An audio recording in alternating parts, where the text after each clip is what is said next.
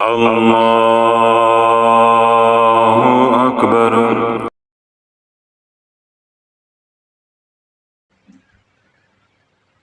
سب سے پہلے تو آپ حضرات کو 12 ربیع الاول کی ولادت باسعادت کی رات مبارک ہو کہ اللہ رب العزت نے ہمیں حالت ایمان میں یہ خوشی کی گھڑی دیکھنا نصیب فرمائی۔ صرف میں 2-3 باتیں جو اصلاح کے حوالے سے ہیں، جس میں میری اور آپ سب کی اصلاح جو ہے وہ مخفی ہے، وہ عرض کرنا چاہتا ہوں۔ ہر سال ربیع الاول آتا ہے اور ہر سال 12 ربیع الاول کی رات آتی ہے، اور یہ سلسلہ قیامت تک انشاءاللہ چلتا رہے گا۔ جس فتنے نے ہمیں گھیر لیا ہے وہ یہ ہے کہ ہم ٹکڑوں میں نہیں بلکہ ٹکڑیوں میں تقسیم ہو گئے ہیں۔ امت جو ہے اس کے حصے بکھرے نہیں ہوئے، بلکہ امت کا جو اتحاد ہے وہ لیرو لیر ہو گیا ہے۔ ہر بندے کا اپنا مسلک ہے، اپنا نظریہ ہے، اپنی سوچ ہے۔ جس کو کوئی کام نہیں ملتا وہ 1.5 اینٹ کی مسجد بناتا ہے اور اپنے فکر کو پروان چڑھانا شروع کر دیتا ہے کہ جو میں کہہ رہا ہوں وہ ٹھیک ہے، جو دوسرا کہہ رہا ہے وہ ٹھیک نہیں ہے۔ حالانکہ بات یہ ہے جو اللہ فرما رہا ہے وہ ٹھیک ہے، جو اللہ کا نبی کر رہا ہے وہ ٹھیک ہے۔ حکم کیا ہے؟ اطیع اللہ و اطیع الرسول، اللہ اس کے رسول کی اطاعت کرو۔ اور آج محنت کس بات پہ ہو رہی ہے کہ میری اطاعت کرو، جو میں کہہ رہا ہوں وہ ٹھیک ہے۔ تو اسی طرح جب یہ 12 ربیع الاول یا ربیع الاول کا یہ مبارک مہینہ آتا ہے تو امت کئی حصوں میں تقسیم ہو جاتی ہے۔ خاص طور پہ 3 بڑے جو اس کے ٹکڑے بنتے ہیں یا جماعتیں بنتی ہیں، یا 3 بڑی سوچیں کھل کر سامنے آتی ہیں۔ پھر وہ دست و گریبان ہوتے ہیں، ایک دوسرے کے اوپر کفر کے فتوے جو ہے وہ لگائے جاتے ہیں۔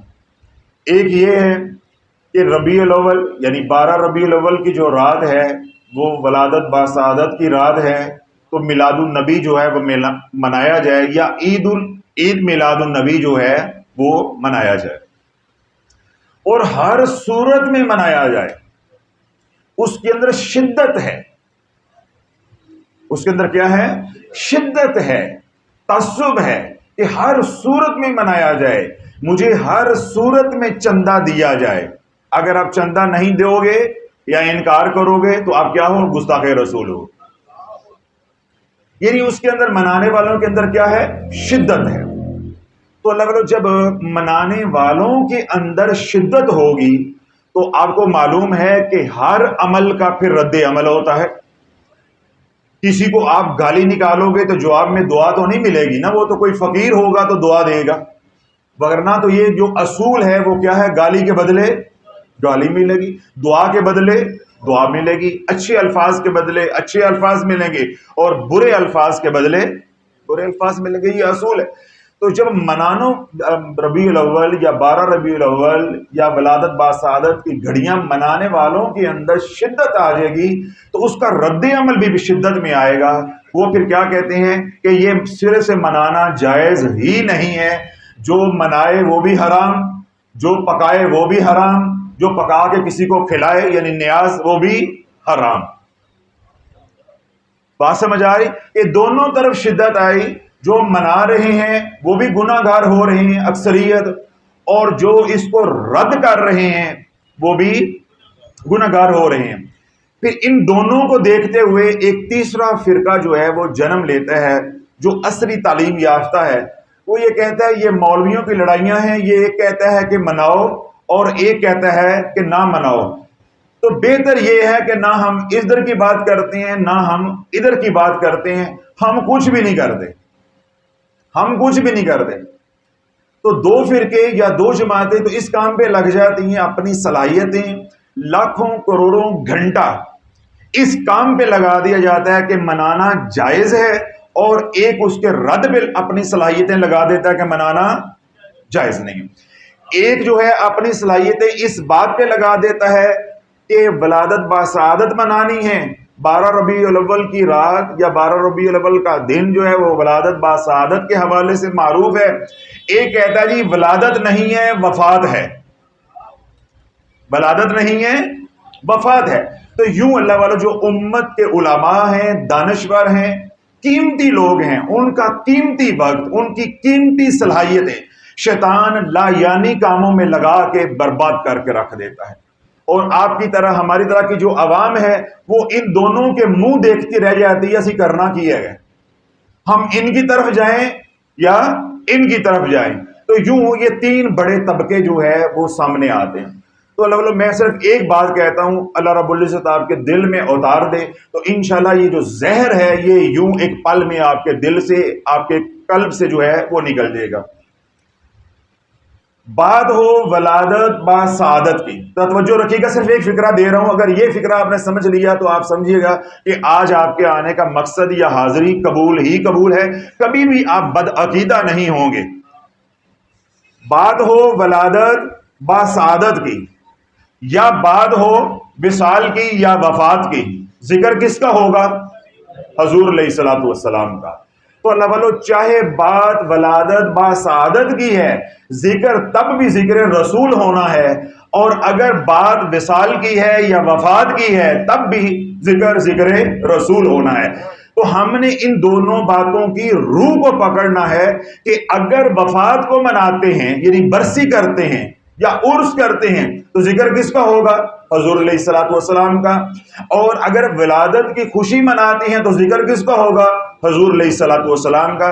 تو ان دونوں کاموں کی جو روح ہے وہ ہے ذکر رسول. تو قال رسول اللہ صلی اللہ علیہ وسلم ذکر الانبیاء من العبادات، طبرانی نے اس کو روایت کیا ہے کہ انبیاء علیہ السلام کا ذکر عین عبادت ہے. تو ہم نے اس بات کو پکڑنا ہے کہ آیا نبی کا ذکر کرنا جائز ہے یا ناجائز ہے. اب کوئی کھل کے بولے یا کھل کے بتائے، اب اپنے جوہر دکھائے صلاحیتوں کے کہ نبی کا ذکر نہ کرو، نبی کا ذکر ناجائز ہے. اب کوئی بولے، کوئی بولے گا؟ کوئی بھی نہیں بولے گا. تو اللہ والو یہ بس بات کیا ہے کہ اپنی جماعت، اپنی سوچ، اپنی فکر کو پروان چڑھایا جا رہا ہے. یہ جو منانا ہے یا اکٹھ ہوتے ہیں یا جلد سے جلوس ہوتے ہیں، اللہ والو ان کا مقصود کیا ہوتا ہے کہ امت کے اندر جو آنے والے نوجوان ہیں، جو نسل پروان چڑھ رہی ہوتی ہے، ان کے قلوب کے اندر حضور علیہ الصلوۃ والسلام کی محبت کو بٹھانا. جس بات کا جتنا زیادہ ذکر ہوگا وہ بات آپ کے دل میں جڑ پکڑ لیتی ہے. میں آپ کو ایک دلیل دیتا ہوں، انشاءاللہ یوں بات آپ کے دل میں اترے گی. آپ میں سے کسی نے ایٹم بم دیکھا ہے؟ کسی نے نہیں دیکھا، لیکن ڈرتے آپ سب ہیں. کسی بندے نے ایٹم بم دیکھا ہے؟ نہیں دیکھا. جیسے ہم میں سے کسی نے نبی کو نہیں دیکھا، ہم بعد والے ہیں، مانتے ہم سب ہیں.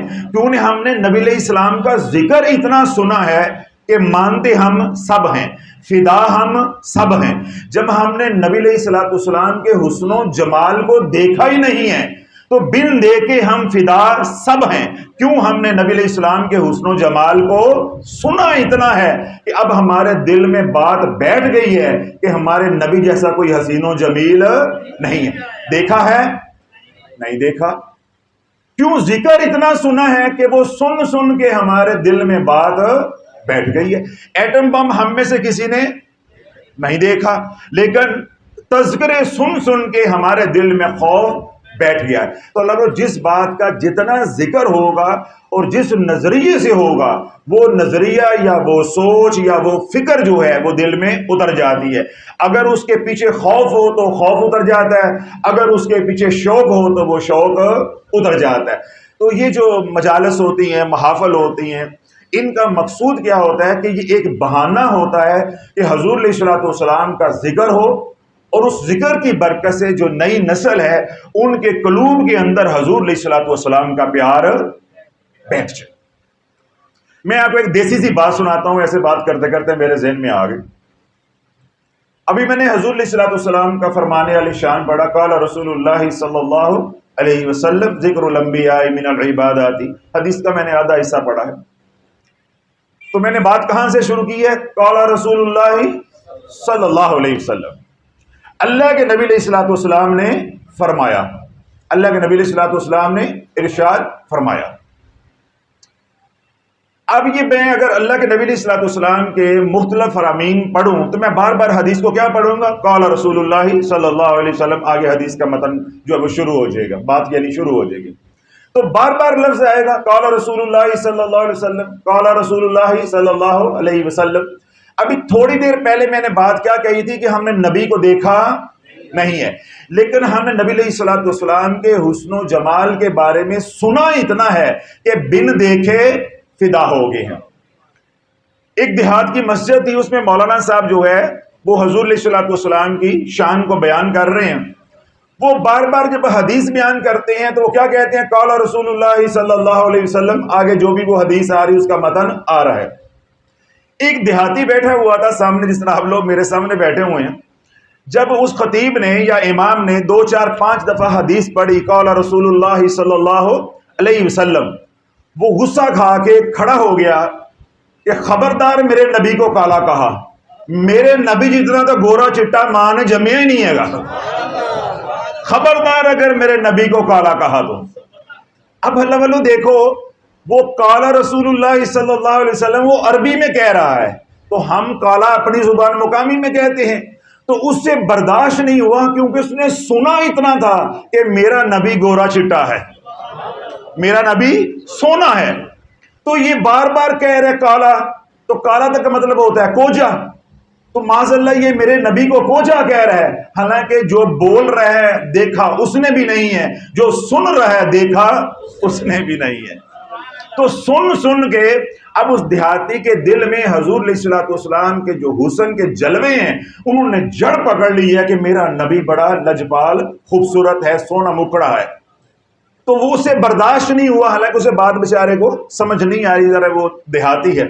تو اللہ یہ اصل مقصود ہوتا ہے کہ آپ حضور علیہ الصلوۃ والسلام کا اتنا ذکر سنیں کہ آپ کے دل میں آمنہ کے لال کا پیار جو ہے وہ جڑ پکڑ جائے، ایسی جڑ پکڑ جائے کہ پھر کوئی بھی بد عقیدہ آپ کو کچھ بھی کہتا رہے، کوئی کہے کہ میلاد النبی ہے تو کوئی کہے وصال نبی ہے، آپ کہو گے نہیں، تم بات کرو تو ذکر رسول کی کرو، کہ ذکر رسول کرنا جائز ہے یا ناجائز ہے، بس بات ذکر رسول کی کرو۔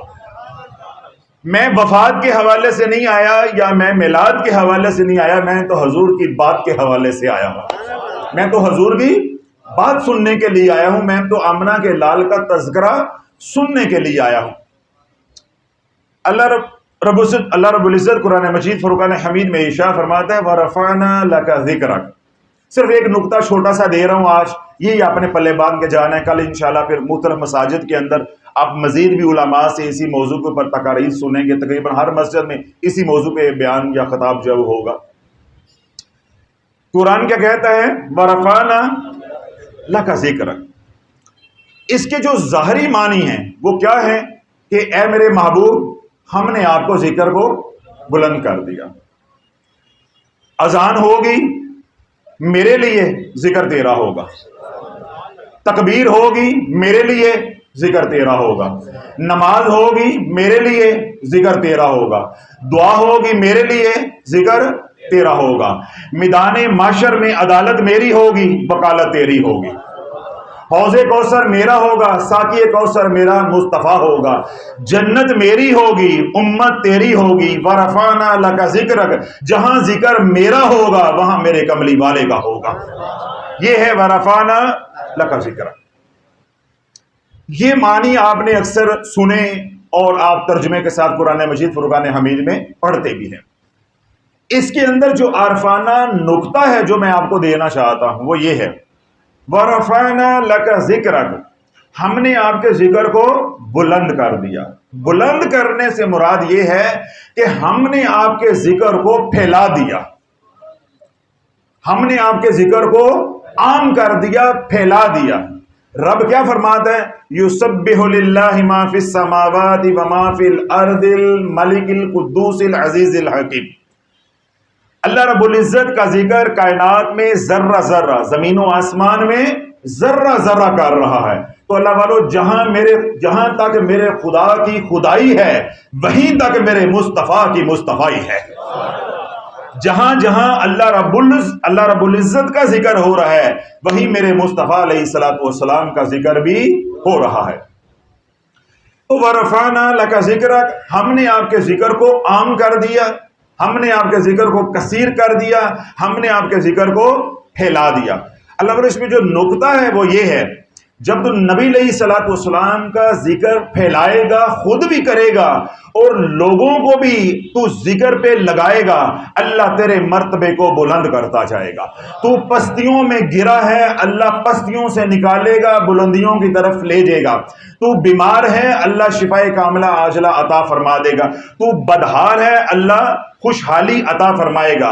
تو جس طرح کے بھی نامنست حالات کے اندر ہے، جس طرح کے بھی برے حالات کے اندر پھنسا ہوا ہے، جو نبی علیہ الصلوۃ والسلام کے ذکر کو تو کرتا جائے گا، اللہ تجھے بھی نکالتا جائے گا. جن کو تو ذکر رسول پہ لگاتا جائے گا، اللہ انہیں بھی نکالتا جائے گا. یہ ہے ورفعنا لک ذکرک. اس لیے اکثر اوقات میں یہ فکرہ بولتا رہتا ہوں کہ جہاں کوئی ورد وظیفہ نہیں چلتا وہاں اس میں محمد چلتا ہے علیہ الصلوۃ والسلام. یعنی آپ وظائف کر کر کے تھک گئے ہیں، پیروں کے پاس، فقیروں کے پاس، ملنگوں کے پاس، درباروں پہ، درگاہوں پہ، عاملوں پہ جا جا کے تھک گئے ہیں.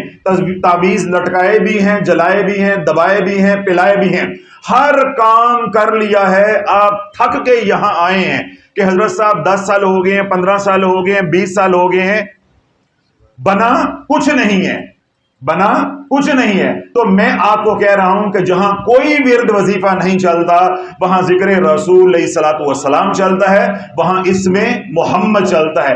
آج آپ حضور علیہ الصلوۃ والسلام کے اوپر کثرت سے درود و سلام پڑھنا شروع کر دو، یا آپ کی بارگاہ میں درود و سلام کا ہدیہ بھیجنا شروع کر دو. اللہ بولو آج کا دن، تاریخ، وقت ڈائری میں نوٹ کر لو. 7 ہفتے نہیں گزریں گے تیرے حالات بدلنا شروع ہو جائیں گے. 7 ہفتے نہیں گزریں گے کہ تیرے حالات بدلنا شروع ہو جائیں گے. تو اللہ بولو ذکر رسول علیہ الصلوۃ والسلام ایسا مجرب عمل ہے، ایسا مجرب وظیفہ ہے کہ اس کو کرنے والا کوئی نامراد نہیں رہتا، بلکہ یہ تو ایسا مجرب عمل ہے کوئی بد نصیب بھی کرتا ہے، اللہ اس کے نصیبوں میں جو بدبختی لکھی اللہ وہ بھی مٹا دیتا ہے، وہ بھی مٹا دیتا ہے. تو جو میں نے آپ کو نقطہ دیا ہے وہ کیا ہے کہ وَرَفَعْنَا لَكَ ذِكْرَكَ، کہ اللہ کے نبی کے ذکر کو پھیلاؤ، عام کرو، گھر گھر میں پہنچاؤ. تو الحمدللہ سلسلہ عالیہ قادریہ شافیہ کے زیر اہتمام پورے پاکستان میں جہاں جہاں ہمارے حلقے ہیں ہر روز محفل ہو رہی ہے. ہر شہر کے اندر، بعض شہروں کے اندر ایک دن میں 2 محافل ہو رہی ہیں، بعض میں 3 ہو رہی ہیں. بلکہ میں نے خانقاہ آنے سے روکا ہے کہ ادھر نہیں آپ نے آنا. ہماری سالانہ محفل بھی تھی، میں نے کہا ادھر سالانہ محفل نہیں، جو معمول کے مطابق ہمارا نظام ہے وہی چلے گا. آپ اپنے علاقے میں رہ کے کام کرو. آپ سارے ادھر 12 ربیع الاول کو میرے پاس آ جاؤ گے تو کتنی محفلیں ہوں گی؟ 1. جاگ رہے ہیں نا؟ کتنی ہوں گی؟ 1. تو اب یہ ہے اس وقت سینکڑوں محفلیں جو ہے پاکستان میں ہو رہی ہیں، سینکڑوں محفل ہو رہی ہیں. اب دیکھیں یہاں پہ آپ اس میں فرق کرو، سینکڑوں میں لوگ بیٹھے ہیں، سارے آتے تو ہزاروں ہو جاتے، تو محفل تو ایک ہی ہونی تھی. اب میں بول رہا ہوں یہی آواز انہوں نے سننی تھی، ذکر تو یہی ہونا تھا. لیکن اگر سینکڑوں محافل ہو رہی ہیں، جن لوگوں کو جہاں جہاں قریب ہے وہ اس میں شامل ہو رہے ہیں، تو یہی آپ حضرات کی خدمت میں عرض کروں گا کہ اللہ والو کل اپنا جو قیمتی وقت ہے، یا پچھلے جو بقیہ جو آگے 18 دن رہ گئے ہیں یا 17 دن رہ گئے ہیں، ان کو سڑکوں پہ پھر کے یا فرقہ واریت کی باتیں سن کے برباد نہ کرو. کل ٹرالیوں پہ چڑھنا ہے یا مسلح پہ بیٹھنا ہے؟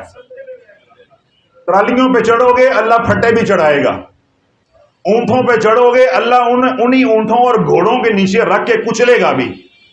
کیوں؟ جب اللہ کے نبی کا دل دکھاؤ گے تو پھر اس کا انجام بھی برا ہوگا. اللہ بولو کل تک یہ جلوس یا یہ جو کچھ آپ کل دیکھیں گے یا دیکھ رہے ہیں ایک عرصے سے، پہلے ہم اس لیے قائل تھے کہ یہ سارا نظام جو ہے یہ علماء کے ہاتھ میں تھا، پیر اعظام کے ہاتھ میں تھا. میں نے خود اپنے بچپن میں دیکھا ہے کہ خانقاہوں کے اندر جو مختلف بزرگان تھے جن کے زیر اہتمام وہ خانقاہیں چل رہی ہوتی تھی، وہ صبح جو ہے وہ اپنے خانقاہ سے اپنے مریدین، اپنے متعلقین کے ساتھ جلوس لے کر نکلتے. انہوں نے امامہ شریف لگائے ہوتے، لباس مسنون لگایا ہوتا، ہاتھ میں تسبیحاں ہوتی اور بڑا جھوم جھوم کے درود پڑھ رہے ہوتے. تو وہ جو مشائخ تھے وہ اپنے حلقہ ارادت کو خود قابو کر رہے ہوتے تھے، تو یوں وہ جلسے کے اندر یا جلوس کے اندر شریک ہوتے تھے۔ اسی طرح علماء ہیں، وہ اپنے محلے یا اپنی مسجد یا اپنے علاقے سے جلوس لے کر آتے، پھر وہ مرکزی جلوس میں جو ہے وہ شامل ہو جاتے، اور مرکزی جلوس جو ہے وہ ایک مقام پہ جا کر اختتام پذیر ہو جاتا ہے۔ یہ ہم نے خود اپنی آنکھوں سے دیکھا۔ ہوا یہ ہے یا المیہ یہ ہے کہ اب یہ سارا نظام اللہ والو علماء کے ہاتھ سے، مشائخ کے ہاتھ سے نکل گیا ہے، بلکہ چھین لیا گیا ہے۔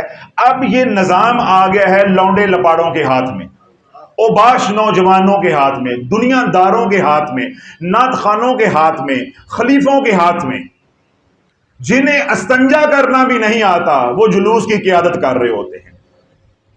تو جس کو خود ہی معلوم نہیں ہے کہ جو میں پیچھے 2000 یا 1000 کا مجمع لے کے چل رہا ہوں، یہ عورتیں اور مرد ٹرالیوں میں کیا کر رہے ہیں، اس سارے گناہ کا جواب دے کون ہوگا؟ جس کو اس بات کا بھی ادراک نہیں ہے وہ جلوس کی قیادت کر رہا ہے۔ تو پھر کس نے کل ایسے جلوس کے اندر جانا ہے؟ ہاتھ کھڑا کریں۔ نہیں جانا؟ چلے جانا، زندگی کا آخری ہو سکتا آخری ہو۔ تو اللہ بولو اس جلوس سے فی زمانہ کروڑ ہا گنا بہتر ہے۔ کل جمعۃ المبارک ہے، افضل دن ہے، دنوں کا سردار ہے۔ جتنے وقت کے لیے آپ نے جلوس میں جا کے ان بدعات میں، ان خرافات میں اپنا وقت جو وہ برباد کرنا ہے، اتنی دیر آپ کملی والے پہ درود پڑھو۔ ابھی میں نے کیا بات کہی؟ جو اللہ کے نبی کے ذکر کو کرتا ہے اور پھیلاتا ہے، اللہ اس کو بلند کرتا جاتا ہے۔ کتنا بلند کرتا ہے؟ صرف ایک فکرہ آپ سن لیجئے گا۔ اللہ کے نبی علیہ السلام نے ارشاد فرمایا کہ جس نے یوں بیٹھی ہوئی حالت میں کہا اللہم صلی علی محمد وعلی آل محمد، ابھی وہ کھڑا نہیں ہوگا، اللہ سارے گناہوں کو معاف کر دے گا۔ اور جس نے کھڑی حالت میں کہا اللہم صلی علی محمد وعلی آل محمد، ابھی وہ بیٹھے گا نہیں، اللہ سارے گناہوں کو معاف کر دے گا۔ مجھے بتاؤ یہ سچا سودا لینا ہے یا ٹرالی پہ چڑھنا ہے؟ یہ قادری شافی کا سچا سودا لینا ہے یا ٹرالی پہ چڑھنا ہے؟ ٹرالی پہ چڑھو گے، جس عورت کے ساتھ چھو گے، اللہ بولو یہ قرض ہے۔ یہ میری بات سنے کان کھول کے، یہ قرض ہے، یہ قرض تیری ماں چکائے گی، یہ قرض تیری بہن چکائے گی، یہ قرض تیری بیٹی چکائے گی، یہ قرض تیری بیوی چکائے گی۔ ان 4 رشتوں نے یہ قرض چکانا ہے تو پھر مرنا ہے۔ جب کسی کی ماں بہن بیٹی کے ساتھ آنکھوں کا زنا کرو گے یا شرمگاہ کا زنا کرو گے، یہ ہوا میں معلق رہتا ہے۔ امام شافعی رحمۃ اللہ فرماتے ہیں یہ ہوا میں معلق رہتا ہے۔ اس قرض کی ادائیگی ہوگی تو تجھے موت آئے گی، تجھے خود کو بھی سزا ملے گی اور تیرے 4 رشتوں میں سے کوئی ایک رشتہ یہ قرض چکائے گا۔ تو اگر گھر بیٹھ کے وہی فجر کی نماز کے بعد آسان طریقہ ہے، میں پچھلے دنوں بھی بیان کیا، ابھی 2 دن پہلے بھی، اس میں بھی میں نے یہ بات کرتے کرتے اللہ نے میرے ذہن میں ڈال دی، ابھی دوبارہ بات آپ حضرات کو دے کر آ گئی۔ ہمارے دلوں میں اللہ والوں یہ بات بٹھا دی گئی ہے کہ میلاد النبی کی محفل ہوگی، یوں پیسہ لگا ہوگا، جھنڈیاں لگی ہوں گی، وہ خوشبو چھڑکی جا رہی ہوگی، نعت خوان جو ہے وہ بہنوں کے رنگیلے کپڑے نیلے پیلے پہن کے بیٹھے ہوں گے، نقابت کرنے والا ہوگا، بہت بڑا ساؤنڈ لگا ہوگا، یہاں سٹیج بنا ہوگا، پھول ہوں گے، 2-4 پیر موٹے موٹے بیٹھے ہوں گے، 2-4 مولوی برچھے بیٹھے ہوں گے، تو پھر محفل میلاد ہوگی، ورنہ محفل میلاد نہیں ہو سکتی۔ اور اس کے لیے 5-4-6 لاکھ روپیہ آج کے دور میں کم از کم بجٹ ہوگا، گورنمنٹ سے منظوری ہوگی، NOC ہوگا، پھر آپ یہ کام کر سکتے ہیں۔ اللہ والو یہ محفل میلاد تو کبھی قبول ہوئی نہیں ہے، نہ قیامت تک ہونی ہے۔ یہ تو کانوں کی لذت ہوتی ہے، یہ کانوں کی کیا ہوتی ہے؟ لذت ہوتی ہے۔ اللہ والو اس محفل میں میرے حضور کی نظر نہیں ہوتی، اس میں محض کانوں کی لذت ہوتی ہے۔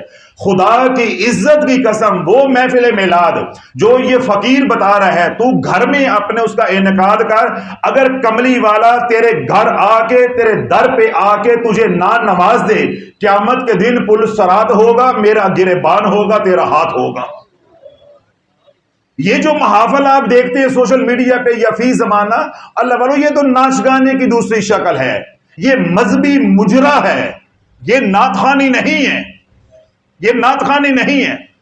جو حضور کا ذکر کریں اور مال بٹورے اور حضور کا ذکر کریں تو کنجریوں کی طرح پیسے پھینکے جائیں، ناچ گانے والیوں کی طرح پیسے پھینکے جائیں، اور اس محفل کے اندر میرے کملی والے کی نگاہ ہوگی؟ نہیں، کملی والے کی نگاہ اس میں ہوگی کہ اگر یہی پیسہ جو ہے کسی بیوہ کو دیا جائے، اس کی ضرورت کو پورا کیا جائے، کسی یتیم کو دیا جائے، اس کی ضرورت کو پورا کیا جائے، کوئی بیمار ہے تو اس کا علاج کروایا جائے۔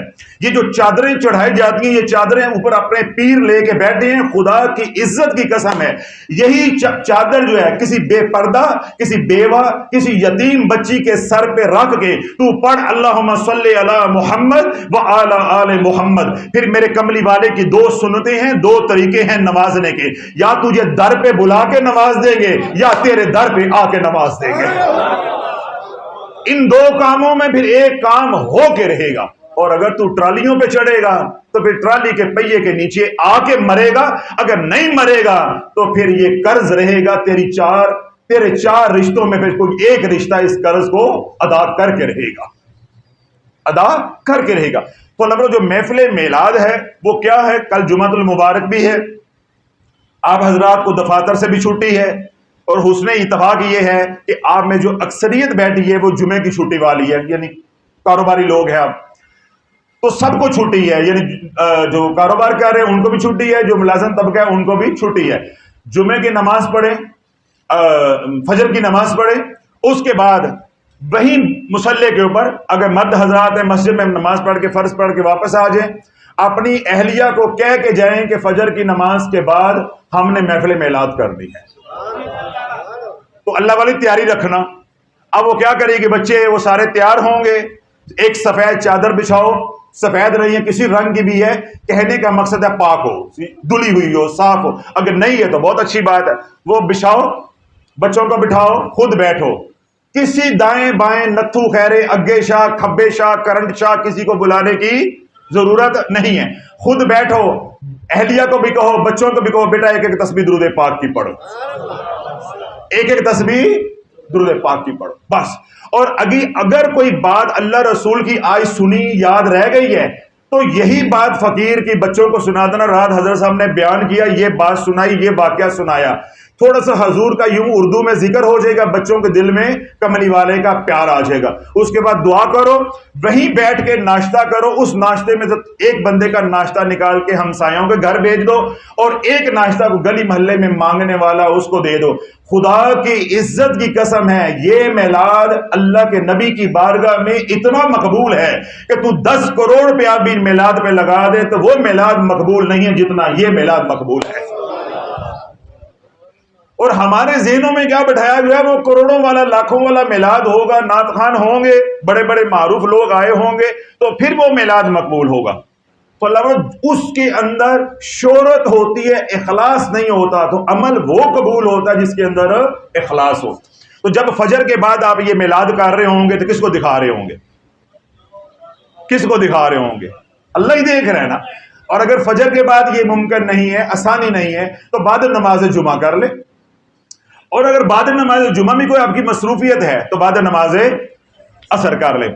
اللہ کے نبی علیہ الصلوۃ والسلام کا ارشاد پاک ہے کہ جس نے جمعے کی نماز یعنی عصر کی نماز کے بعد پڑھا اللہم صلی علی سیدنا محمد النبی الامی وعلی آلہ وصحابہ وبارک وسلم، یعنی یہ والا درود پاک پڑھا 80 مرتبہ، اللہ رب العزت اس کے 80 سالوں کے گناہوں کو معاف کر دے گا، 80 سال کی اس کو عبادت کا ثواب عطا کیا جائے گا۔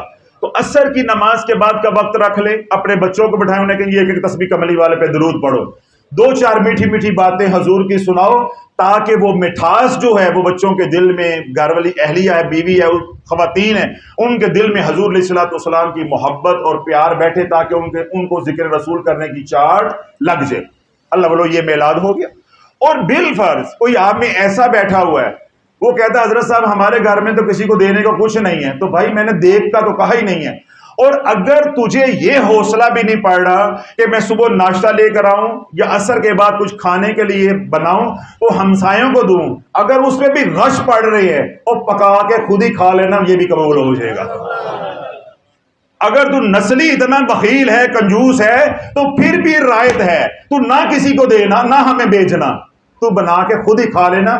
میرے کہنے کا مطلب صرف یہ ہے کہ گھر رہو اور اپنے بچوں کو درود و سلام پڑھاؤ، جب ان کے ساتھ مل کے خود پڑھو گے ان بچوں کو معلوم ہوگا کہ محفل میلاد کیسے ہوتی ہے. وگرنہ بچوں کے ذہنوں میں، آج اس طرح آپ بڑوں کے ذہنوں میں یہ بات بیٹھی ہے کہ میلاد کا مطلب کیا ہے، بہت اعلیٰ درجے پہ اہتمام کا ہونا. تو جب آپ بچوں کو نہیں سکھائیں گے انہیں کیا معلوم ہوگا؟ ایک بات. دوسری بات اللہ والوں یہ ہے، جب بچوں کے ساتھ، اپنی فیملی کے ساتھ، اپنے اہل و عیال کے ساتھ بیٹھ کے یہ میلاد کی محفل کرو گے، یا آپ کے والدین فوت ہو گئے ہیں ان کو احصال ثواب کرنے کے لیے کرو گے، تو بچے پوچھیں گے نا کہ یہ احصال ثواب کس کو کر رہے ہیں، دادی کو، نانی کو، ابو کو، اماں کو، کس کو کر رہے ہیں؟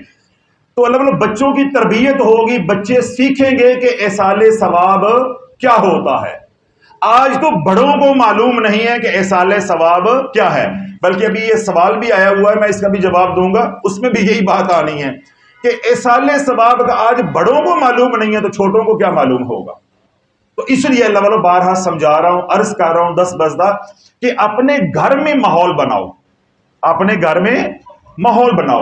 جب بچوں کو معلوم ہوگا، مسائل معلوم ہوں گے کہ ہم نبی علیہ السلام پہ درود پڑھتے ہیں، تو دو وجوہات ہیں. کتنی وجوہات ہیں؟ دو. ایک اللہ کا حکم ہے، یا ایھا الذین آمنوا صلو علیہ وسلموا تسلیما، اے ایمان والو کثرت کے ساتھ کملی والے پہ درود و سلام پڑھو. ایک تو یہ اللہ کا حکم ہے. دوسرا ہم بچوں کو یہ بتائیں گے کہ بیٹا درود پڑھنا اللہ کا حکم ہے، حکم الہی ہے، اور پھر درود پڑھنا سنت الہی ہے. یعنی درود پاک پڑھنا حکم الہی بھی ہے اور سنت الہی بھی ہے. یہ واحد کام ہے جس کا اللہ حکم بھی دے رہا ہے اور اس پہ عمل بھی کر رہا ہے. دوسرے درود پاک پڑھنے کی وجہ یہ ہے کہ اللہ کے نبی علیہ الصلوۃ والسلام کے ہمارے اوپر اتنے احسانات ہیں کہ ہم کسی ایک احسان کا بدلہ نہیں دے سکتے. تو جب ہم کسی کے احسان کا اللہ والوں بدلہ نہیں دے سکتے، تو توجہ رکھیے کہ ایک بڑا اہم نقطہ آپ کو دے رہا ہوں. کوئی آپ کے اوپر کوئی احسان کرتا ہے، آپ کے بیٹے کو باہر لے جاتا ہے، آپ کی غربت کٹ جاتی ہے، آپ بیمار ہیں، آپ کا علاج کروا دیتے ہیں، آپ کی تنگ دستی تھی، آپ کی بیٹی کی روٹی شادی کا کھانا جو وہ بنا دیتا ہے، بیٹی جو ہے وہ رخصت ہو جاتی. ایسے کوئی کام کرتا ہے، کوئی احسان آپ پہ کرتا ہے، اللہ نہ کرے آپ کا کوئی حادثہ ہو گیا، آپ کو وہاں سے اٹھا کے ایمرجنسی ہاسپٹل میں پہنچا دیتا ہے. نہر دریا میں آپ ڈوب گئے ہیں، آپ کا بچہ اللہ نہ کرے ڈوب گیا ہے، اس کو نکال کے پار لگا دیتا ہے، اس کی جان بچا دیتا ہے. تو آپ کیا کہیں گے کہ بھائی میں تیرے احسان کا بدلہ نہیں دے سکتا، دعا کر سکتا ہوں، یہی بولیں گے. تو اللہ بولو اسی کا نام تو درود ہے کہ اللہ کے نبی علیہ الصلوۃ والسلام کے ہمارے اوپر اتنے احسانات ہیں. ہم کیا کہتے ہیں کہ یا رسول اللہ آپ کے احسانات کا ہم بدل نہیں دے سکتے، دعا کر سکتے ہیں، دعا کر سکتے ہیں. تو اللہ بولو دعا کے معنی ہی تو درود ہے. درود فارسی زبان کا لفظ ہے اور درود کے معنی کیا ہے؟ دعا، دعائے رحمت، دعائے رحمت. تو درود پڑھنے کی دو وجوہات اپنے بچوں کو سمجھائیں کہ بیٹے ایک تو یہ اللہ کا حکم ہے، اللہ کی سنت ہے، اور دوسرا حضور علیہ الصلوۃ والسلام کے ہمارے پہ احسانات اتنے ہیں کہ ہم ان احسانات کا بدلہ نہیں دے سکتے. اس لیے ہم حضور علیہ الصلوۃ والسلام کے لیے دعائے رحمت کرتے ہیں اور ہم کچھ کر نہیں سکتے. تو جب بچوں کو یہ بات سمجھ آ جائے گی، پھر اسی طرح گھر میں والدین کے لیے آپ احصال ثواب کریں گے، بچوں کو یہ بات بھی سمجھ آ جائے گی، تو ساری زندگی انشاءاللہ ان کے عقیدے کے ساتھ کوئی چھیڑ خانی نہیں کر سکے گا. پھر ان بچوں کو معلوم ہوگا بچپن سے کہ جب بھی کملی والے کا نام آئے گا ہم نے کہنا ہے صلی اللہ علیہ وسلم. میں یہاں بیان کرتے ہوئے مختلف محافل کے اندر دیکھتا ہوں کہ حضور کا نام آ رہا ہے، کوئی ایسے لگا ہوا ہے، کوئی داڑھی کے ساتھ کھیل رہا ہے، کسی کو ادھر خارش ہو رہی ہے، اسے معلوم ہی نہیں ہے میں کس کی محفل میں بیٹھا ہوں، نام کس کا آ گیا ہے اور میں نے کہنا کیا ہے. تو اللہ جب بڑوں کو اس بات کا ادراک نہیں ہے تو چھوٹوں کو کہاں سے آ جائے گا جب ہم ان کو ماحول ہی نہیں دیں گے. تو اللہ جب یہ ماحول گھروں میں نہیں ہوگا، تربیت نہیں ہوگی، صرف میں دو باتیں کہہ کے بات کو ختم کر رہا ہوں، تو پھر کیا ہوگا آپ کو ساری بات سمجھ آ جائے گی میں کیا کہنا چاہتا ہوں. حسن بن علی عطاری رحمت اللہ علیہ فرماتے ہیں کہ مجھے ابو طاہر رحمت اللہ علیہ نے ایک حدیث پاک کا نسخہ دیا. اس زمانے میں کتابیں نہیں ہوتی تھی، ذخیرہ ہوتا تھا، کسی کے پاس 50 حدیثیں ہیں، کسی کے پاس 100 حدیثیں ہیں، جو جس نے جمع کی ہوئی ہیں وہ اپنے پاس چلتا تھا، وہ نسل در نسل چلتا تھا جب تک یہ کتابی شکل نہیں آئی۔ تو آپ فرماتے ہیں کہ مجھے ابو طاہر نے حدیث پاک کا کچھ ذخیرہ دیا، نسخہ دیا۔ جب میں نے اس نسخے کا مطالعہ کیا، یعنی زیارت کی، تو جو میں اللہ کے نبی علیہ الصلوۃ والسلام کی حدیث پاک پڑھتا، فرمان علی شان پڑھتا، تو لکھا ہوتا قال رسول اللہ صلی اللہ علیہ وسلم تسلیما کثیرا کثیرا کثیرا۔ کہتے مجھے بڑا عجیب لگا کہ یہ اتنا لمبا درود جو ہے وہ کیوں لکھا ہوا ہے، اتنا ہی کافی تھا قال رسول اللہ صلی اللہ علیہ وسلم۔ تو مجھے بڑا عجیب لگا، تو میں نے سارے اس ذخیرے کا، اس نسخے کا مطالعہ کیا، زیارت کی، جتنی بھی احادیث مبارک اس کے اندر تھی، جب سرکار علیہ الصلوۃ والسلام کا نام آتا تو وہ بریکٹ کے اندر لکھتے صلی اللہ علیہ وسلم تسلیما کثیرا کثیرا کثیرا۔ تو میں نے ان سے پوچھا کہ یہ آپ جو اتنا لمبا درود پاک لکھتے ہیں، تسلیما کثیرا کثیرا کثیرا کا جو اضافہ کرتے ہیں، اس کی وجہ کیا ہے؟ اب اللہ بولو سنو، جب تربیت نہیں ہوگی، وہ کیا کہنے لگے؟ ابو طاہر کیا کہنے لگے؟ میرا بچپن تھا، مجھے حضور کی شان کا علم نہیں تھا۔ آج ہم سفید داڑیوں والے ہو گئے ہیں، ہمیں حضور کی شان کا پتہ نہیں، ہمیں حضور کی محفل میں بیٹھنے کا ادب نہیں ہے کہ ہم نے حضور کی محفل میں آنا کیسے ہے، لباس کیسے لگانا ہے، بیٹھنا کیسے ہے، سننا کیسے ہے، یا ہم نے توجہ کیسے رکھنی، ہمیں معلوم نہیں ہے، تو اللہ والوں ہمارے بچوں کو کیا معلوم ہوگا؟ تو ابو طاہر کیا کہنے لگے کہ میرا بچپن تھا، مجھے حضور علیہ الصلوۃ والسلام کی عظمت کا یا شان کا علم نہیں تھا۔ تو باپ کیا کرتا تھا؟ کتابت کرتا تھا، تو بیٹا بھی کیا کرنا شروع ہو گیا؟ کتابت، یعنی جو باپ کا پیشہ تھا وہی آگے بیٹے کا۔ تو وہ حدیث لکھتے تھے، اب حدیث لکھتے تھے تو حدیث کے آگے جہاں قال رسول اللہ صلی اللہ علیہ وسلم آتا ہے نا، تو وہاں جہاں حضور کا نام آنا وہ سواد لکھ دینا، یعنی درود نہیں لکھنا، سواد جو ہے وہ لکھ دینا۔ اب توجہ رکھیے، ابو طاہر فرماتے ہیں کہ مجھے حضور علیہ الصلوۃ والسلام کی زیارت ہوئی۔ جب تربیت نہیں ہوگی تو پھر کیا ہوگا؟ مجھے حضور علیہ الصلوۃ والسلام کی زیارت ہوئی۔ میں دائیں طرف سے آیا تو میں نے آ کر کہا الصلاۃ والسلام علیک یا رسول اللہ، السلام علیک ایھا النبی ورحمۃ اللہ وبرکاتہ۔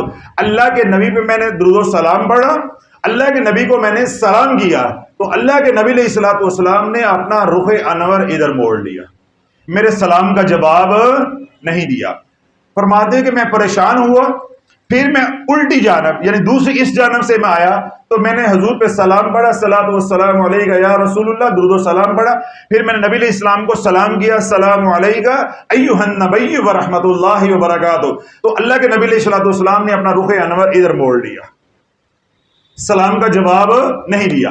فرماتے ہیں کہ میں کھڑا ہو کے روتا رہا، کرلاتا رہا کہ میرے سے کون سی خطا ہو گئی ہے کہ نبی علیہ السلام سامنے تشریف فرما بھی ہیں، میں سلام کرتا ہوں، حضور علیہ الصلوۃ والسلام اپنی ناراضگی کا اظہار فرما رہے، میرے سلام کا جواب عنایت نہیں فرما رہے۔ تو میں سامنے سے آیا، ملاقاتی جو آ رہے میں ان کے اندر مل کے سامنے سے آیا، تو سامنے سے جب آیا تو میں نے پہلے درود و سلام پڑھا، الصلاۃ والسلام علیک یا رسول اللہ، پھر جب میں سامنے آیا یعنی جب میری باری آ گئی ملاقاتیوں کے اندر، تو حضور علیہ الصلوۃ والسلام کے سامنے کھڑے ہو کے میں نے کہا السلام علیک ایھا النبی ورحمۃ اللہ وبرکاتہ۔ تو میں نے عرض کی کہ یا رسول اللہ، میں نے دائیں طرف سے سلام کیا تو آپ نے چہرہ انور موڑ لیا، میں نے بائیں طرف سے سلام کیا تو آپ نے چہرہ انور کو موڑ لیا، میرے سلام کا آپ جواب عنایت کیوں نہیں فرما رہے؟ تو حضور علیہ الصلوۃ والسلام نے ارشاد فرمایا کہ جب بھی تو میرا نام لیتا ہے تو درود نہیں پڑھتا، جب بھی میرا نام لکھتا ہے تو درود نہیں پڑھتا، جو درود کو بھول گیا وہ تیرے اپنے سلام کو جواب کو بھول جائے، کوئی بھی مجھے سلام بھیجے گا اس کو جواب عنایت نہیں کیا جائے گا۔ تو اللہ جب اللہ کا نبی روٹھ گیا تو دنیا بھی گئی اور آخرت بھی گئی۔ خدا نخواستہ ہمارے کسی گناہ سے اللہ روٹھ گیا لیکن نبی نہیں روٹا تو گنجائش ہے 10 بار 50 بار 100 بار گناہ کرو، اللہ ناراض ہوگا، اللہ سے معافی مانگو گے، اللہ راضی ہو جائے گا، اللہ درگزر فرما دے گا۔ اللہ نہ کرے زندگی میں کوئی ایسی خطا ہو گئی، اللہ بولو کملی والا روٹ گیا، پھر دنیا بھی گئی اور آخرت بھی گئی، بلکہ نسلیں برباد ہو گئی، پھر ابو طاہر رحمۃ اللہ فرماتے ہیں کہ یا رسول اللہ میرے سے خطا ہو گئی ہے، میری توبہ قبول فرمائیں، میری معافی قبول فرمائیں۔ تو پھر اللہ کے نبی علیہ الصلوۃ والسلام نے ارشاد فرمایا کہ بقیہ زندگی اب کثرت کے ساتھ میرے پہ درود و سلام پڑھ تاکہ اس کا کفارہ جو ہے وہ ادا ہو سکے۔ ابو طاہر فرماتے ہیں وہ دن ہے اور آج کا دن ہے، جب بھی نبی علیہ السلام کا نام آتا ہے یا نبی علیہ السلام کا نام میں لکھتا ہوں، کتابت کرتا ہوں، حدیث لکھتا ہوں، تو جب بھی آتا قال رسول اللہ صلی اللہ علیہ وسلم تو میں کیسے لکھتا ہوں؟ قال رسول اللہ صلی اللہ علیہ وسلم تسلیما کثیرا کثیرا کثیرا، تاکہ جو میں نے غفلت میں زمانہ گزارا ہے اس کا کفارہ ادا ہو سکے۔ تو اللہ بولو جب یوں ہم غفلت میں رہتے ہوئے قبر میں اتر جائیں گے، پھر حشر میں نشر ہوگا، پھر وہاں کوئی شافی شفاعت کرنے والا نہیں ہوگا۔ تو ان باتوں کی ابھی اصلاح کریں، اپنی بھی اصلاح کریں اور اپنی اولاد کی بھی اصلاح کریں۔ ہم اللہ بولو دنیا کے سارے کام ہمیں آتے ہیں۔ میں کئی بار یہ بات جھنجھوڑنے کے لیے بھی کہتا رہتا ہوں کہ نوکیا 3300 لینا ہو تو 33 بندوں سے پوچھتے ہو۔ ابھی دیکھیں کتنے لوگ یہاں مجمع میں بیٹھے ہیں جو پڑھے لکھے بھی نہیں ہیں لیکن جیب میں اینڈرائڈ موبائل ڈالا ہوا ہے، وہ چلانا آتا ہے، قرآن پڑھنا نہیں آتا۔ یہ اینڈرائڈ موبائل جو ہے یہ کل آیا ہے، یہ چلانا بھی آ گیا ہے۔ تو پھر انشاءاللہ العزیز آج سے کون کون کملی والے پہ درود پڑے گا دن رات؟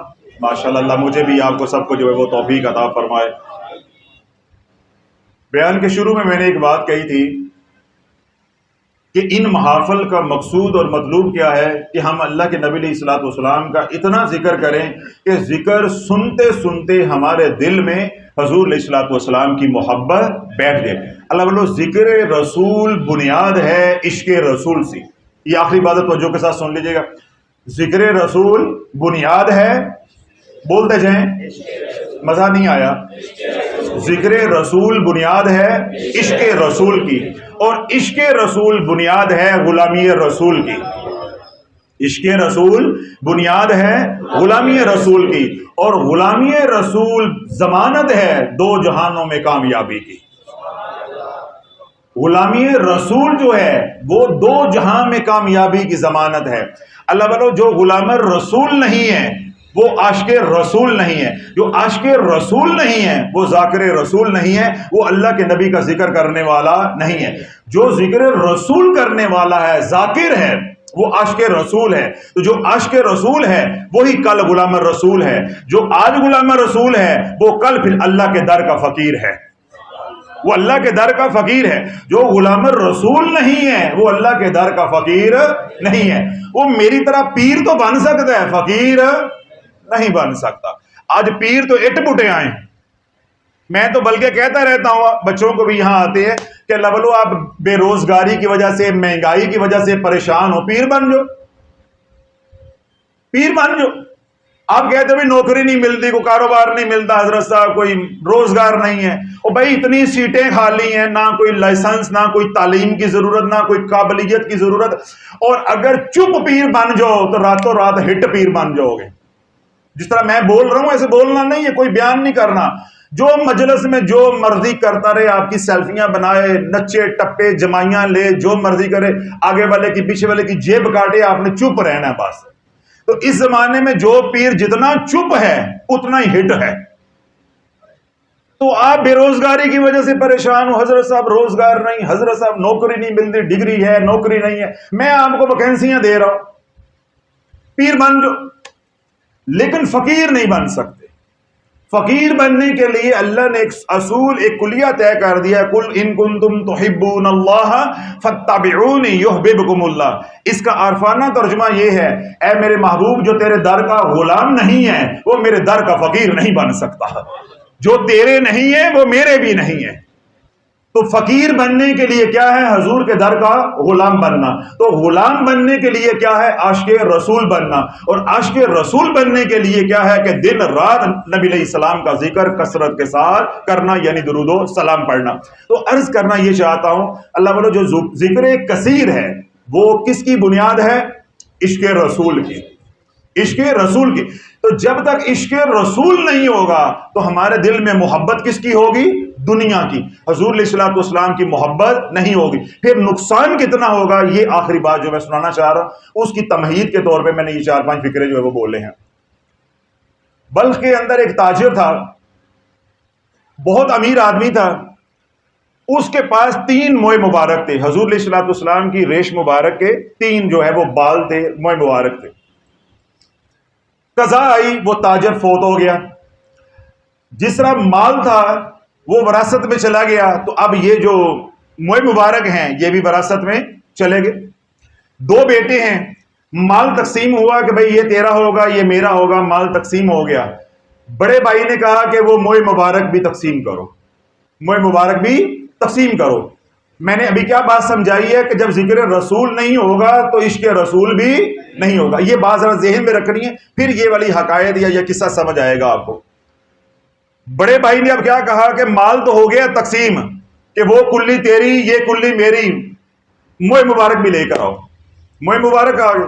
اب موئے مبارک کتنے ہیں؟ 3۔ اب 3 موئے مبارک ہیں، اب ان کی تقسیم کیسے ہو؟ ظاہری بات ہے کسی کو 2 آئیں گے یا کسی کو 1 آئے گا، اب وہ 1.5 تو ہو نہیں سکتا، 1.5 تو ہو نہیں سکتا۔ اگر 1.5 نہیں ہوتا تو انصاف کا تقاضا پورا نہیں ہوتا، تقسیم کا تقاضا، کسی بھی مال کی تقسیم کا تقاضا پورا نہیں ہوتا۔ بھائی نے کہا کہ وہ لے کر آؤ موئے مبارک، موئے مبارک آ گئے۔ اس نے کہا جی کرو تقسیم۔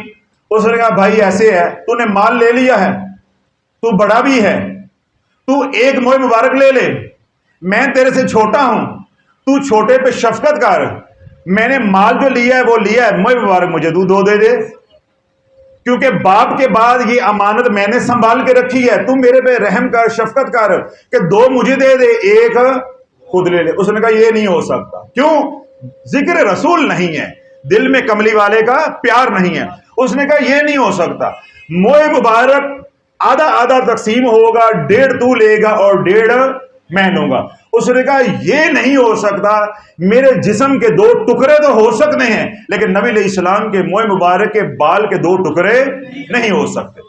اب جب اس نے اپنے عشق کو، چھوٹے بھائی نے اپنے عشق کو، محبت کو ظاہر کیا، تو اللہ والو جب محبت کو ظاہر کیا جاتا ہے تو زمانہ پھر کیا کرتا ہے؟ بلیک میل، نجائز فائدہ اٹھاتا ہے۔ اس نے کہا نہیں، موئے مبارک کیا ہوں گے؟ 2 حصوں میں تقسیم، 1.5 تیرا ہوگا، 1.5 میرا ہوگا۔ چھوٹے نے کیا کہا کہ میرا جسم 2 ٹکڑے ہو سکتا ہے لیکن موئے مبارک 2 حصوں میں تقسیم نہیں ہو سکتے، 2 تو لے لے، 1 میں لے لیتا۔ اس نے کہا نہیں ایسے کر، تو 3 موئے مبارک رکھ لے، مال سارا مجھے دے دے۔ جب دل میں آمنہ کے لال کا پیار نہیں ہوگا تو انسان دنیا مانگے گا، حضور کا ذکر نہیں مانگے گا، کملی والے کی کملی کا دھاگا نہیں مانگے گا یا اس کا سایہ نہیں مانگے گا۔ بندہ کہے گا تو سب لے لے، ایمان بھی لے لے، مجھے مال آنا چاہیے۔ آج نوجوان جرمنی کا ویزا لے کے، پاسپورٹ لے کے یا نیشنلٹی لے کے ایمان دے رہے ہیں، ایمان دے رہے ہیں کہ مال آنا چاہیے، مال آنا چاہیے۔ ہم جرمنی پہنچ جائیں گے، ہماری سوئی قسمت جاگ جائے گی، ہمارے نصیب جاگ جائیں گے، ہمیں بھاگ لگ جائے گے۔ ایمان کی کیا ہے؟ ایمان کی کیا قیمت ہے؟ یہ تو مرنے کے بعد کی بات ہے۔ آج کا دن اچھا ہونا چاہیے۔ آج کا مسلمان نوجوان امنہ کے لال کی جو عطا ہے اس کو یوں بیچ رہا ہے، یوں بیچ رہا ہے، ایک نیشنلٹی کے عوض دے رہا ہے۔ اب بڑے بھائی نے کیا کہا کہ اگر تجھے حضور علیہ الصلوۃ والسلام سے اتنا ہی پیار ہے تو پھر تو موئے مبارک 3 تو رکھ لے، تو مال مجھے دے دے۔ اب یہ بات طے ہو گئی، یہ بات طے ہو گئی۔ چھوٹے نے سارا مال یعنی وراثت جائیداد بڑے کو دے دی، خود اس نے 3 موئے مبارک رکھ لیے۔ اللہ والو مال نے بھی کسی کا ساتھ دیا ہے؟ یہ تو ڈھلتا سایہ ہے، آج تیرے پاس ہے، کل میرے پاس ہے، پھر کسی اور کے پاس ہے۔ مال ہمیشہ موجود رہتا ہے، جیبیں بدلتی رہتی ہیں، جیبیں بدلتی رہتی ہیں۔ آج میری جیب میں ہے، کل یہ تیری جیب میں ہے۔ مال کھایا گیا، بھائی کیا ہو گیا؟ کنگال۔ چھوٹے نے موئے مبارک کو لے لیا، اللہ کے نبی علیہ الصلوۃ والسلام کی محبت میں اپنا سارا مال قربان کر دیا۔ جو اللہ کے نبی کے لیے قربانی دیتا ہے، آمنہ کا لال اس کو بے یار و مددگار نہیں چھوڑتا۔ اللہ نے اس کو، چھوٹے کو مال بھی دے دیا، موئے مبارک بھی مل گئے ہیں، اس کو صرف مال ملا ہے۔ اب مال کھا کے ختم ہو گیا ہے، مال جو ہے وہ اختتام پذیر ہو گیا ہے۔ چھوٹے بھائی کے وصال کا وقت آ گیا، چھوٹا بھائی مر گیا، چھوٹا بھائی مر گیا۔ اب بڑا کنگال ہے، بڑا کیا ہے؟ کنگال ہے۔ اب وہ جو بھائی چھوٹا مرا، اس نے وصیت کی کہ جب میں مروں تو یہ موئے مبارک میرے قبر میں میرے ساتھ میت میں رکھے جائے۔ یعنی میرے کفن کے اندر رکھے جائیں. تو اللہ والو تاریخ اٹھا کر دیکھو، انسائکلوپیڈیا آف درود پاک پڑھ کے دیکھو، فضائل درود کی جتنی بھی کتابیں ہیں علماء کی لکھی ہوئی، اس حقائق کو پڑھ کے دیکھو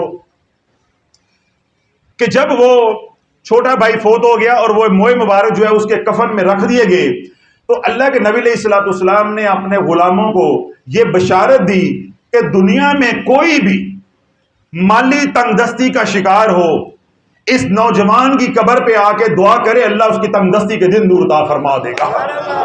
کیوں نے اس نے میری محبت میں مال قربان کیا ہے. جو اس کی قبر پہ آ کے اس کا وسیلہ دے کے دنیا مانگے گا، اللہ اس کو دنیا عطا کر دے گا، اللہ اس کو دنیا عطا کر دے گا. تو اللہ والوں مرنے کے بعد بھی جو اس کی قبر پہ جا رہے ہیں، اللہ ان کو دنیا عطا کر رہا ہے. تو بڑے نے کیا لے لیا؟ 4 ٹکڑے لے لیے، زندگی میں کھا کے فارغ ہو گیا، مر گیا مردود، نہ فاتحہ نہ درود. تو اللہ والوں عرض کرنے کا مقصود یہ ہے کہ گھر گھر میں ذکر رسول کو رواج دو، اور گھر گھر میں ذکر رسول پہنچانے کی بنیاد کیا ہے کہ پہلے اپنے گھر میں ذکر رسول ہو. اور اپنے گھر میں ذکر رسول کی بنیاد کیا ہے کہ پہلے میں ذکر رسول کرنے والا بنوں. اگر میں خود درود پاک نہیں پڑھتا، اپنی بیوی کو گالی گلوچ کروں، اپنے بچوں کو گالی گلوچ کروں، تم نہیں کرتے، اللہ والو ایسے نظام نہیں چلتا. پہلے خود درود پاک پڑھو، جب اس کی تاثیر آئے گی، اس کا پرتاؤ آپ کے گھر والوں پہ پڑے گا، انشاءاللہ وہ بھی پڑھیں گے. جب آپ کا گھر محلے کے اندر درود پڑھنے والا بن جائے گا، تو گلی کے اندر اللہ والو 10 گھر ہیں، تو باقی برود والے 9 رہ جائیں گے، ایک درود والا بن جائے گا. ایک گھر کون سا بن جائے گا؟ درود والا. تو باقی کتنے رہ جائیں گے؟ 9 برود والے. تو انشاءاللہ جس گلی کے اندر 10 گھر ہیں یا 100 گھر ہیں، ایک گھر بھی بلکہ محلہ ہے، اس محلے کے اندر، سوسائٹی کے اندر ایک گھر بھی درود والا بن جاتا، اللہ والو اس کی برکت سے ساری سوسائٹی کے اوپر کرم ہو جائے گا. اللہ کے نبی علیہ السلام نے ارشاد فرمایا کہ ابو ہریرہ اس بستی کو چھوڑ دو. کس بستی کو چھوڑ دو؟ اس بستی کو چھوڑ دو جس بستی میں میرے پہ روزانہ کم از کم 100 بار بھی درود پاک نہیں پڑھا جاتا. اس بستی پہ کبھی بھی اور کسی وقت بھی عذاب آ سکتا ہے. اللہ والو آج پاکستانی 90% معاشرہ بے نمازی ہے. 90% معاشرہ پاکستانی بے نمازی ہے. جب معاشرہ 90% بے نمازی ہے تو درود پڑھنے والے کتنے ہوں گے؟ درود پڑھنے والے کتنے ہو؟ جو نماز نہیں پڑھتا وہ درود پڑھتا ہوگا روزانہ 1500 مرتبہ، 2000 مرتبہ. اس لیے اللہ والو یہ خانقاہیں آباد ہے. میں ڈنکے کی چوٹ پہ کہتا ہوں، آج دین کی طرف لوٹ آؤ. پیروں کو مرید نہیں ملے گا اور مریدوں کو پیر نہیں ملے گا. یہ خانقاہیں ویران ہو جائیں گی. یہ جو خانقاہوں میں دھندا ہوتا ہے، کاروبار ہے، ایک پیر کے پاس لاکھوں مریدین ہیں، اسے وقت دینے کا پتہ نہیں ہے، اسے معلوم ہی نہیں اس بچے کا نام کیا ہے، ان کا نام کیا ہے. ان سے ہم نے امیدیں لگائی ہوئی ہیں یہ قیامت کو بخشوائیں گے. ہے نا ہم نے ولایتی پی ہوئی یا دیسی پی ہوئی. جو ہمیں اس دنیا میں نہیں پہچان رہے، انہیں یہی نہیں معلوم یہ کہاں سے آتا ہے، اس کا عطا پتہ کیا ہے، اس کا ڈاکخانہ کیا ہے، اس کے معمولات کیا ہیں، یہ نماز پڑھتا ہے کہ نہیں پڑھتا، والدین کے حقوق پورے کرتا ہے یا نہیں کرتا. ان لوگوں سے ہم نے امیدیں لگائی ہوئی ہیں یہ ہمیں بخشوائیں گے. اللہ والو میں یہی روتا ہوں، کیا تجھے نبی کی شفاعت کے اوپر بھروسہ نہیں ہے؟ کیا تجھے رب کی رحمت کے اوپر بھروسہ نہیں ہے؟ کسی کو بابا فرید بخشوائے گا. ذرا توجہ رکھیے گا فقیر کیا آپ کو کہنا چاہ رہا ہے. کسی کو بابا فرید بخشوائے گا، کسی کو غوث پاک بخشوائیں گے، کسی کو شیخ الاسلام بخشوائیں گے، لیکن جنت میں ایک وہ ہوگا جو بولے گا کہ تجھے تو بابا فرید نے بخشوایا ہے، تجھے غوث پاک نے بخشوایا ہے، تجھے بہادر زکریا ملتانی نے بخشوایا ہے، دیکھ میرے نصیبوں پہ ناز کر، مجھے کملی والے نے بخشوایا ہے، مجھے کملی والے نے بخشوایا ہے. تو اللہ والو حضور کی شفاعت کے اوپر فخر کرو، حضور کی شفاعت کے اوپر فخر کرو. کیا تمہیں رب کی رحمت پہ بھروسہ نہیں ہے؟ تمہیں نبی علیہ الصلوۃ والسلام کی جو شفاعت کبریٰ ہے اس کے اوپر بھروسہ نہیں ہے؟ تم نے ہر نتھو خیرے، اگے شاہ، پچھے شاہ، کھبے شاہ، کرنٹ شاہ، بیٹری شاہ، ہر بندے کو پیر مان لیا ہوا ہے. 90% معاشرہ بے نمازی ہے. اللہ والو آج ہم نماز پہ آ جائیں، یہ خانقاہیں ویران ہو جائیں گی. پیروں کو مرید، مریدوں کو پیر نہیں ملے گا۔ ہم لوگ یہاں بیٹھے ہوں گے اکیلے، یا اللہ کسی نو تے پہ ہی دے، نماز پڑھنی ہے مگر ابھی 2-4 تو ہو جائیں، کوئی نماز پڑھ۔ جس طرح آج فجر کی نماز میں امام نمازیوں کا انتظار کر رہا ہوتا ہے، اللہ بولو آج دین زندہ ہو جائے تو خانقاہوں کے اندر پیر مریدوں کا انتظار کریں گے۔ آج آپ نماز پہ آ جاؤ، آپ کے گھروں سے جادو نکل جائے گا، بیماریاں نکل جائیں گی، نافرمانیاں نکل جائیں گی، لا علاج بیماریاں نکل جائیں گی۔ جب یہ سب کچھ نکل جائے گا، مالی تنگ دستی نکل جائے گی، اللہ والو ہمارے پاس کیا لینے آؤ گے؟ ہمارے پاس کیا لینے آؤ گے؟ ابھی جتنے بھی لوگ بیٹھے ہیں اپنے مسائل کے لیے آئے ہو، اپنی پریشانیوں کی وجہ سے آئے ہو۔ جب تمہیں یہ پریشانیاں ہوں گی نہیں تو یہاں کیا لینے آؤ گے؟ یہاں کیا لینے آؤ گے؟ پھر ہم کیا کہیں گے؟ سنجیاں ہو جن گلیاں بچ مرزا یار پھرے، پھر پیر کلہ ہی پھردا ہوئے گا۔ میں جس طرح کہا، جب ہم باہر سفر پہ ہوتے ہیں، کبھی کسی مسجد میں نماز پڑھتے ہیں فجر کی، کیونکہ جب محافل سے نکلتے ہیں رات کے 2:30-3 بجے ہوتے ہیں، جب ملتان کے قریب پہنچتے ہیں تو اکثر فجر ہو جاتی ہے، تو ملتان نہیں پہنچتے، فجر پھر ہمیں رستے میں پڑھنی پڑتی ہے۔ کتنی بار ایسے ہوا ہے کہ میرے ساتھ جماعت ہے، 20-25 لوگ ہیں، ہم نے کہیں گاڑیاں روکی، ہم نے کہا یہاں فجر کی نماز پڑھ لیں، دھند پڑی ہوئی ہے، اندر بکل مار کے مولوی کلہ بیٹھا ہے، یا اذان دے کے 2-3 بندے بیٹھے ہیں مسجد میں، ایک بندہ نہیں۔ جب ہم 25-30 بندے ایسے اکٹھے داخل ہوئے تو مولوی کے چہرے پہ، امام کے چہرے پہ خوشی دیکھنے والی تھی، یعنی ان کو اتنی خوشی ہوتی کہ آج مسجد میں رونق ہو گئی ہے جی، مطلب اتنے خوش ہوتے ہیں جی پیر صاحب آگے آپ نماز پڑھائیں، آپ نماز پڑھائیں۔ تو وہ بیچارے نماز مقتدیوں کے، نمازیوں کے انتظار میں بیٹھے ہیں۔ تو اللہ والو جب گھر میں ذکر رسول کرو گے، ذکر الہی کرو گے، تو تمہارے گھروں میں نماز کا رواج آئے گا، دین کا رواج آئے گا۔ جب گھر میں دین آئے گا تو انشاءاللہ پریشانیاں، مصیبتیں، تکلیفیں دور ہو جائیں گی۔ جب تک اللہ والو گھروں میں دین نہیں آتا، جو بات میں آپ کی خدمت میں ہاتھ جوڑ کے عرض کر رہا ہوں، اللہ والو ورد وظیفوں سے کچھ نہیں ہوتا۔ اگر میری باتیں آپ کو نہیں سمجھ آ رہی، اور یا آپ یہ سمجھ رہے ہیں کہ حضرت صاحب جان چھڑانے کے لیے یہ بات کر رہے ہیں، اگر ورد وظیفوں سے ہی سب کچھ ہوتا ہے تو مجھے بتاؤ، تمہیں تو ایک آیت کا عمل دوں گا یا تم ایک آیت کا عمل کر رہے ہو؟ تو جو مسجد کا خطیب ہے، مسجد کا امام ہے، مسجد کا مؤذن ہے، اس کے سینے میں تو پورا قرآن ہے، وہ پلازوں کا مالک کیوں نہیں بن گیا؟ وہ کوٹھیوں کا مالک کیوں نہیں بن گیا؟ اگر ورد وظیفوں سے مال آتا ہے، ورد وظیفوں سے دنیا آتی ہے، تو تمہارے سے زیادہ ورد وظیفے کرنے والا تو پیر ہے، مولوی ہے، مؤذن ہے، خطیب ہے، وہ اربپتی کیوں نہیں بن گئے؟ تو مال اتنا ہی اللہ والوں ملتا ہے جتنا اللہ نے تقدیر کے اندر لکھا ہے۔ جب 4 مہینے بچے کے ہوتے ہیں ماں کے پیٹ میں، اس کے نصیب لکھ دیے جاتے ہیں، کتنا رزق ہے وہ لکھ دیا جاتا ہے۔ باقی پھر ہمارے اعمال ہیں، وہ برکت کو اٹھا لیتے ہیں یا برکت کو ڈال دیتے ہیں۔ جو رزق لکھا جا چکا ہے وہ اتنا ہی رہ رہا ہے، وہ کم یا زیادہ نہیں ہو سکتا۔ نہ تیری نافرمانی رزق کو کم کر سکتی ہے، نہ تیرا تقوی رزق کو بڑھا سکتا ہے۔ کم یا زیادہ کیا ہوتا ہے؟ برکت۔